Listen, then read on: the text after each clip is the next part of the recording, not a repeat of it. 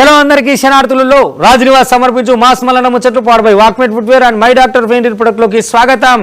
వచ్చేసిండు మీ nurse కాక అరుచుకుందాం రారు లాయ్యాల్టి మోక. ఈ వార్త చెప్పాలంటేనే మనసు బాధ అవుతుందిలా. నందమూరి ఇంట మళ్ళొక్క తార నేల రాలింది. ఇక 1వ నెంబర్ కుర్రాడు ఎసొంటి హీరో తారకరత్న ఇక ఇవాళ కన్ను మూసిండు. మొత్తం మీద అయితే చాలా బాధాకరమైన విషయం అనుకో రాదురి. సినిమా ఇండస్ట్రీ మొత్తం కన్నీళ్లు పెడుతున్నది. అటు ప్రముఖులు రాజకీయ నాయకులు అందరికందరూ వచ్చి నివాళులు అర్పిస్తున్నారు. ఇక ఇంకో రోకు అభిమానులు అయితే గొల్లు అంటున్నారు. ఇక చెప్పవశం అయితే లేదు చూడురి. మొత్తానికి తారకరత్న తాత దగ్గరికి ఏరుకున్నాడని చెప్పాలి. కానీ ఇంత భవిష్యత్తు ఇంత వయసున్న యువ తార నేలరాలుడు అనేది అభిమానులను చాలా కలిసివేస్తున్నది. ఒకపారి మనం కూడా జోహర్లు చెప్పొద్దాం రారి.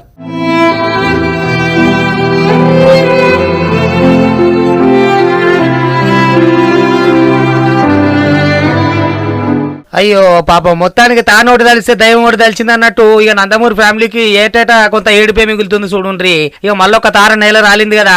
ఆయమన నటుడు అందరి గుండెలు ఉన్నాడు. 1వ నెంబర్ కుర్రోడు తారకరత్న అంతరించిపోయింది చూడుండ్రి. చాలా దురదృష్టం, బాధాకరం. తారకరత్న కోలుకొని మళ్ళీ మన ముందర వస్తారని ఆశించాం. 23 రోజులు ఆయన మృత్యుతో పోరాడి ఈరోజు చనిపోవడం జరిగింది. 27వ తారీఖున యువగళం ప్రారంభోత్సవానికి వెళ్ళడం, అట్లా హార్ట్ అటాక్ రావడం, ఇమ్మీడియట్గా స్థానిక హాస్పిటల్లో ట్రీట్మెంట్ ఇచ్చి బెంగళూరు షిఫ్ట్ చేశాం. One of the best hospital Narayana Hrudayalaya. అలాంటి హాస్పిటల్ అంతా ఎమినెంట్ డాక్టర్స్ ఉన్నారు.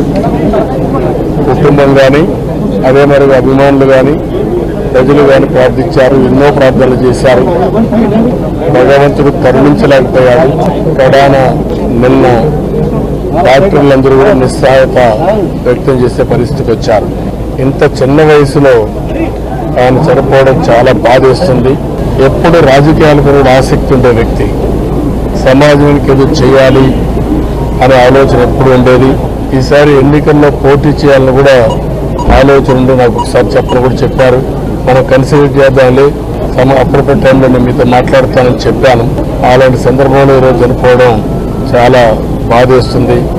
తారకరత్న ఆత్మకు శాంతి కలగాలని భగవంతుడు ప్రార్థిస్తూ, ఆయన వైఫ్ అయితే ఆ అమ్మాయికి భగవంతుడు ధైర్యాన్ని ఇచ్చి ముందుకు నడిచే శక్తిని ప్రసాదించమని మరొకసారి కోరుకుంటూ సెలవు తీసుకుంటాం. పాపం ఆయన కన్నుమూతతోటి నందమూరి అభిమానులంతా గొల్లు అనుకొచ్చిన అనుకో రాదురి. మొత్తం కుటుంబ సభ్యులు తరలి రాగా ఇక ఈ విషాద ఛాయలు అలుముకున్నాయి మొత్తం సినిమా ఇండస్ట్రీలోనే.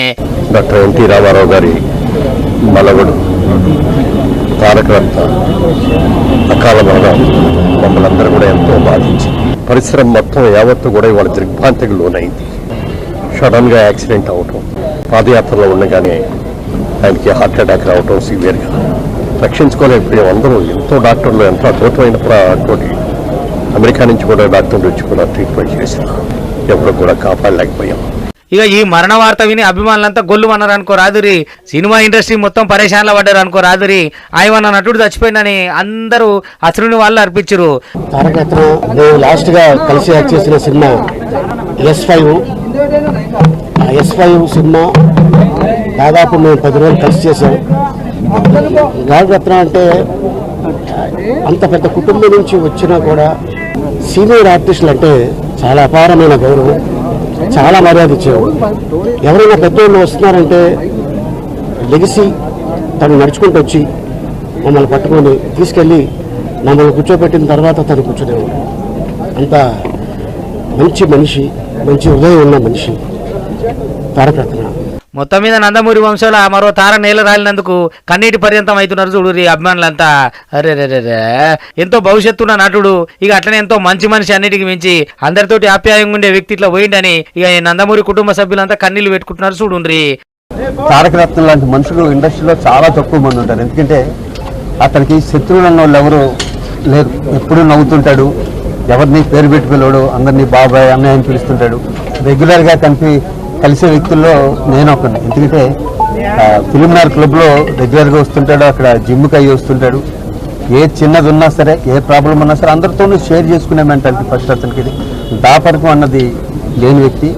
ఇక బాధని చెప్పలేము, ఇంకా దానికన్నా ఎక్కువ అతను ఆత్మకు శాంతి చేయకుండా దేవుని ప్రార్థిస్తాను. మొత్తానికి ఒక తారక కథ సమాప్తం అయిపోయింది చూడుర్రి. ఇక మాస్మల్లన్న వార్తల తరపుకెళ్ళి కూడా కన్నీటి జోహార్లు అర్పిద్దాం తారక రత్నకు.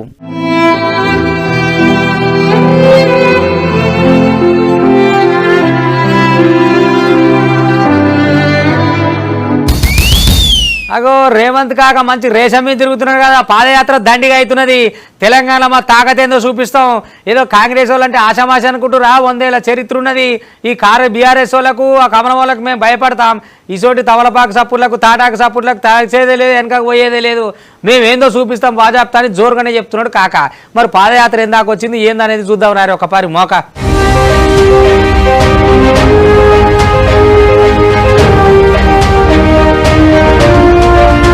ఏహే రారో రారో రే రాజిగో రణం సాగే జంపన్న అనుకుంటా పాదయాత్రను జోరు మీద చేస్తున్నాడు కదా రేవంత్ కాక. మొత్తానికి కాంగ్రెస్ పార్టీ పగ్గాలు అందుకోవాలి, తెలంగాణలో మా తాకతేందో చూపియాలనుకుంటా తడబడకుండా నడుస్తున్నాడు అనుకో రాత్రి. ఎదురైన రైతులని, కలిసిన కూలోళ్ళని, కార్మికులని, అన్నల్ని, అక్కల్ని, చెల్లెల్ని అందరు నడుచుకుంటా ముచ్చట్లు పెట్టుకుంటా, నాగలు దున్నుకుంటా, పొలాల నాట్లు వేసుకుంటా, ఓ ఒక కథన ఒక ముచ్చట్న దండాలు పెట్టుకుంటా, దండలు వేసుకుంటా, జైలు కొట్టుకుంటా, జెండాలు పట్టుకుంటా మొత్తానికి కాంగ్రెస్ హవా ఏందో చూపిస్తాం అన్నట్టుగా హాత్సే హాత్ జోడో పాదయాత్ర జోరు మీద చేస్తున్నాడు. ఇక కాంగ్రెస్ కార్యకర్తలంతా తోడురాంగా ఊరూర బ్రహ్మరథం బట్టి బ్రహ్మాండంగా స్పీచ్లు కూడా ఇస్తున్నాడు కదా. ఇటు బీజేపీ వాళ్ళ మీద, అటు బీఆర్ఎస్ వాళ్ళ మీద దండి దమాన్ చేసి పెడుతున్నాడు అనుకో రాజు మొత్తం మీద. ఇక రేవంత్ రెడ్డి పాదయాత్ర తోటి కాంగ్రెస్ కు పాతకాలం మళ్ళా రాబోతుంది అన్నంత తయారు చేసింది అనుకో రాజురి కథ. ఇక చూడు ఎట్లుండో కథ. కేసీఆర్ కి ఎందుకు ఓట్లేసిండ్రు తెలంగాణ సమాజం? ఒక్కసారి కాదు 2 సార్లు వేసారు. ఎందుకయ్యా అంటే డబుల్ బెడ్రూమ్ ఇల్లు ఇస్తా అన్నాడు, దళితులకు 3 ఎకరాల భూమి ఇస్తా అన్నాడు, ఇంటికో ఉద్యోగం ఇస్తా అన్నాడు, ప్రతి నియోజకవర్గానికి 1,00,000 ఎకరాలకు నీళ్లు ఇస్తా అన్నాడు, ప్రతి నియోజకవర్గంలో 100 పడకల ఆసుపత్రి కడతా అన్నాడు, ప్రతి మండలంలో 30 పడకల ఆసుపత్రి కడతా అన్నాడు, రైతులకు 1,00,000 రూపాయల రుణమాఫీ చేస్తా అన్నాడు, పండించిన పంటను గిట్టుబాటు ధర కొంటా అన్నాడు, మా గిరిజన సోదరులకు 12% రిజర్వేషన్ ఇస్తా అన్నాడు, మా మైనారిటీ సోదరులకు 12% రిజర్వేషన్ ఇస్తా అన్నాడు, చదువుకునే పిల్లలకు KG to PG ఉచిత నిర్బంధ విద్య ఇస్తా అన్నాడు. సోనియా గాంధీ గారు తెలంగాణ ఇస్తే, ఇచ్చిన తెలంగాణలో ఈ పనులన్నీ చేస్తే తెలంగాణ సమాజం అంతా బాగుపడి మన బతుకులలో వెలుగు వస్తుందని చంద్రశేఖర్కు ఓటేసి ముఖ్యమంత్రిని చేసి గద్దె మీద కూర్చోబెట్టారు. మరి ఇవాళ ఏం జరిగిందో ఆలోచన చేయండి మిత్రులారా. అందుకే సోదరులారా, మీరందరూ అండగా నిలబడండి, కాంగ్రెస్ పార్టీని గెలిపించండి, పేదల రాజ్యం తెచ్చుకుందాం, సంక్షేమ రాజ్యాన్ని తెద్దాం. చూసిరు కదా ఇక గదన్నట్టు గట్లున్నాయి ముచ్చట్లు. మొత్తానికి అయితే వెనకకు తగ్గేది ఏం లేదు. ఈ తేప మేము ఏందో చూపిస్తాం, మా తాకత్ ఏందో చూపిస్తాం, ఏ పార్టీలు ఎంత మోసం చేసిరు, ఏ పార్టీలు జనాలకు ఉపయోగపడతారు, మా కాంగ్రెస్ పార్టీ హవా ఏంది, మేము గతంలో ఏం చేసినాం, ఎట్లా చేసినాం, అన్ని ముచ్చట్లు చెప్పుకుంటా ఈసారి ఇచ్చుకుంటా అన్ని సంఘాలలో కార్మికులను, కర్షకులను అందరిని మందలిచ్చుకుంటా మొత్తానికైతే ముందు నడిపించుకుంటున్నాడు చూడురి. మరి ఈ దెబ్బతోటైనా ఇలా పార్టీలు ఉన్న కయ్యాలు పోయి అంత కలిసి వచ్చేనా ఏంది ఏం సంగతి అనేది చూడాలి. కానీ మొత్తానికి రేవంత్ రెడ్డి కాక మాత్రం ఇక సరిపోయే నమ్మకంతో చెప్తున్నాడు. మరి ముందర వండిస్తారా లేకపోతే ఏ పంచాయతీతో మళ్ళీ వెనక గుంచుతారా తెలియదు. ఎందుకంటే కాంగ్రెస్ పార్టీ ఎప్పుడు ఏమయ్యేది తెలియదు. ఇక ఇంకో పక్క నాయకులు పెట్టుకునే కయ్యాలు పెడుతూనే ఉన్నారు, ఇటు పక్క వాళ్ళని వదిలిపెట్టి నేను చేసే పని చేస్తూనే ఉన్నాడు. చూడాలి మరి ఇది కాంగ్రెస్ పార్టీకి ఎంత వరకు కలిసి వస్తుందో. కానీ రేవంత్ కాక మటుకు మంచి కాక మీద ఉన్నాడు, మోక మీద ఉన్నాడు. ఇక రేపటి ఫలితాలు ఏందనేది జనం చేతులు ఉంటది. పాదయాత్ర మటుకు జోరైతున్నది, ఆత్సా జోడో అని.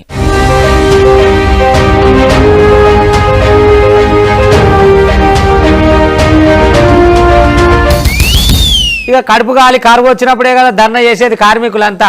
మరి కార్మికులంటే ఇక ఆటో వాళ్ళు, రిక్షోల్లో, బస్సులోళ్ళు, సంఘాలలో వాళ్ళు వీళ్ళే కాదు, ఏకంగా గాలి మోటార్ వాళ్ళు అయితే మొత్తానికి ధర్నాకు దిగిరు. ఇక మొత్తం ఎయిర్పోర్ట్లు ఉంటాయి కదా అన్నిటికన్నీ బంద్ పెట్టిరు. ఏమి తక్కువ 3600 గాలి మోటార్లు మొత్తం తిరగకుండా ఆగినాయి. ఎక్కడి ప్రయాణికులు అక్కడనే ఆగిపోయారు, దేశం దాటి పోయేదే లేదు. మొత్తానికి ఇంతకు ఏడ చేసిరు మనకాడ అనుకుంటారు అయింది కాదులా, మన కాడ కాదు ఈ ముచ్చట. మరి ఏడా ఏ దేశంలో ఎందుకు చేస్తున్నారు అనేది ఒకపారి చూద్దాం రారు పురాగా.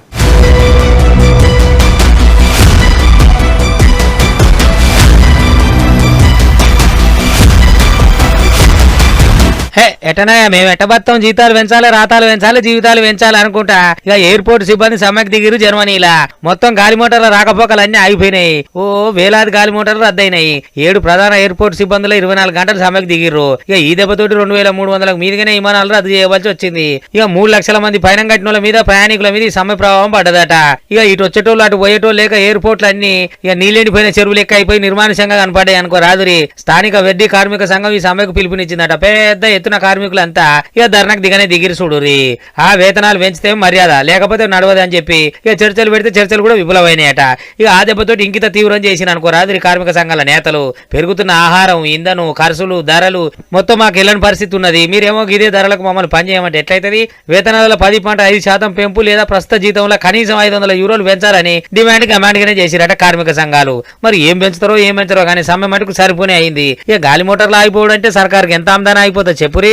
మీది మోటార్ అంటే తక్కువ ఖర్చు ఉంటుందా? ఎట్లుంటది? ఇక మొత్తానికి 59వ యూనిక్ సెక్యూరిటీ కాన్ఫరెన్స్ పైన సమ్మె ప్రభావం పడ్డదుల్లా. మరి ఎట్ట చేస్తుందో అక్కడ జర్మన్ సర్కార్ గాని. మొత్తానికి ముచ్చటకి ఇట్లున్నది చూడురి. ఇటు గాలి మోటార్ల కార్మికులు కూడా సమ్మెకు దిగుతారనే ముచ్చట సమాధి అవుతున్నది కదా. అగో గంత పెద్ద ఎత్తున అయింది చూడురి.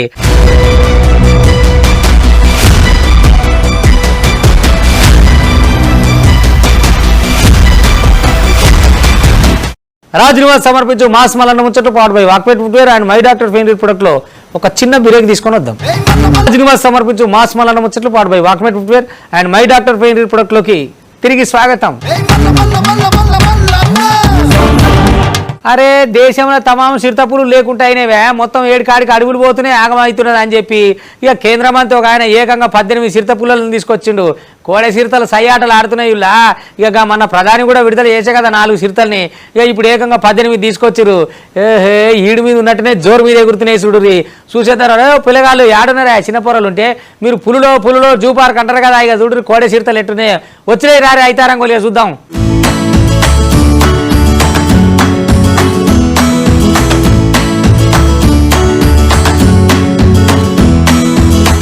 చూసుకొని యగాదిగా శంగోరాం అక్క అనుకుంటా కోడే చిరుతలు సింధులు వేస్తే ఎట్లున్నాయో. దక్షిణాఫ్రికా తోటి ఒప్పందంలో భాగంగా ఇక మన దేశానికి చేరుకునే 12 చిరుత పుల్లు ఇక మధ్యప్రదేశ్ షోపూర్ జిల్లాలోని కూనో జాతీయ పార్కు తరలిచ్చారు అనుకో రాదురి. మధ్యప్రదేశ్ ముఖ్యమంత్రి శివరాజ్ సింగ్ చౌహాన్, కేంద్ర మంత్రి భూపేంద్ర యాదవ్ వీటిని విడుదల చేసిరనుకో రాదురి. ఇక అట్లా 7 మగ పులులు 5 ఆడ చిరుతలు ఉన్నాయి. ఇక నిబంధనల ప్రకారం కూనో పార్కులో 10 క్వారంటైన్ ఎన్క్లోజర్ల నెల రోజుల పాటు వీటిని క్వారంటైన్ లో ఉంచుతున్నారట. ఇక ఈ అడవి జీవాల తీసుకుని జోహెనెస్బర్గ్ నుంచి బయలుదేరింది. వాయుసేనకు చెందిన CA-17 విమానం గ్వాలియర్ ఎయిర్టేస్ లో దిగింది అనుకో రాదురి. ఇక దగ్గర 74 ఏళ్ళు అయినాక భారత్ కు ఈ చిరుతలు ప్రవేశించినాయట. ఇక ఇప్పటికి వాటి సంఖ్య మరింత పెంచాలని 1948లో అప్పటి ఉమ్మడి మధ్యప్రదేశ్ ప్రస్తుత ఛత్తీస్గఢ్ రాష్ట్రంలో కొరియా జిల్లాలో చివరి చీత చచ్చిపోయింది అనుకో రాదురి. ఇక అటెనక సిరి దేశంలో వీటి ఆనవాళ్ళు మొత్తానికి కనుమరుగు అయిపోయినాయి. ఇక అందుకనే వీటి అంతరించిన జాతిగా 1952లో ప్రభుత్వం ప్రకటించింది.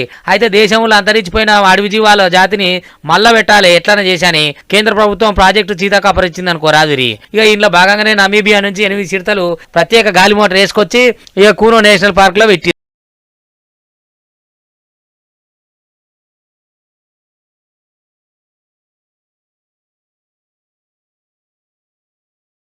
సెప్టెంబర్ 17 పుట్టినరోజు నాడు ప్రధాని ఇక సొంతంగా వీటిని పార్కులు ఇడిచిపెట్టే కదా. ఇక వీటి సంఖ్యను పెంచేందుకు భారత సర్కారు ఇటీవల దక్షిణాఫ్రికాతో ఒప్పందం కూడా కుదుర్చుకున్నది. ఇక ఎంపటే తొలుత ఆ భాగంగా 12 చీతాలు కూడా దేశానికి వచ్చినాయి అన్నట్టు.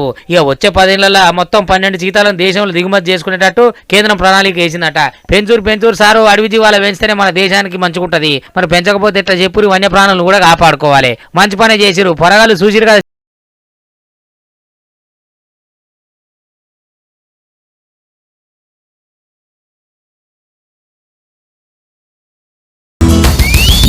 కక్కుర్తి వాడి కలిసి వస్తుంది అనుకుంటే గట్లనే ఉంటుంది.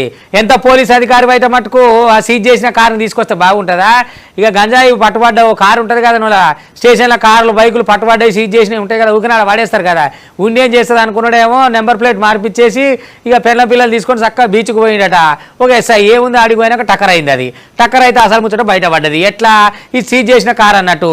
ఇక దాన్ని తీసుకొని సారు జోరుగా తిరుగుతున్నాడు కారు వేసుకొని ఏపీలా. అసలే పోలీసు వాళ్ళది ఎట్లా ఉన్నది, ఇక మాదే రాజ్యం అని ఉంటుంది కదా.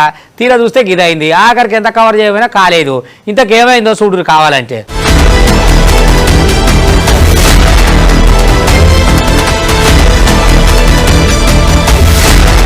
ఇక గిదే ఇట్లా కొంత ఆగం ఇగరం ఇళ్ళ కిందంటే గిదే చూడురి. ఇక అటువై గంజాయి కేసులో పట్టుబడ్డ కార్ని ఇక ఎట్లయితే ఎవరు అడుగుతున్నారు పాటు అంత మనదేనా అనుకున్నాడో ఏమో అనకాపల్లి DSP సునీలు. ఇక చూడు ఎట్లా చేసిరో.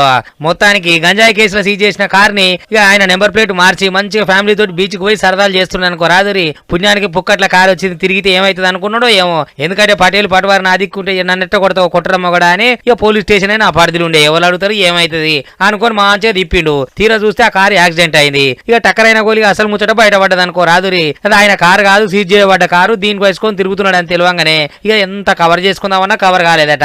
ఆఖరికి దొరికిండు. ఇక దొరికినాక ఇంకేముంటది, ఊకుంటదా సర్కారు ఎంపటే ఇక బదిలీ వేటేసింది అనుకో రాదురి. బదిలీ వేటేస్తే వేసింది కానీ ఏమన్నా ఇజ్జత్ నిలబడ్డా చెప్పురి. డిఎస్పీ రేంజ్ కుండి ఇట్లాంటి ముచ్చట్లు చేస్తే ఇక ఈయన ఇట్లా చేస్తున్నట్టు ఇక కిందోళ్ళు ఎంతమంది చేస్తారు, మీదోళ్ళు ఎట్లా చేస్తారు, ఆ కుప్పలు తెప్పలుగా దొరికిన కార్లన్నీ ఇట్టే వాడుతూ అయ్యింది అని అనుమానం రాదా జనాలకు. ఇక రాజుల సొమ్ము రాళ్ల పాలు, జనం సొమ్ము ఎవరి పాలు అన్నట్టు వీళ్ళు ఇష్టం వచ్చినట్టు ఇట్లా పబ్లిక్ సొమ్మును వాడితే ఏందన్నట్టు. ఏందో ఏమో పోరి, మొత్తానికి పోలీసు వాళ్ళు ఆడిందే ఆట పాడిందే పాట అన్నట్టు ఉన్నది ఏపీలో జగనాల సర్కార్ హయాంలా. మరి లేకపోతే ఏం చెప్పురి, అది అసలే దొంగతనం గంజాయి కేసులా పట్టుబడ్డ కారు. ఇక గాదాన్ని వేసుకొని ఫ్యామిలీకి తిప్పుతున్నంటే ఏమనాలే సార్ని.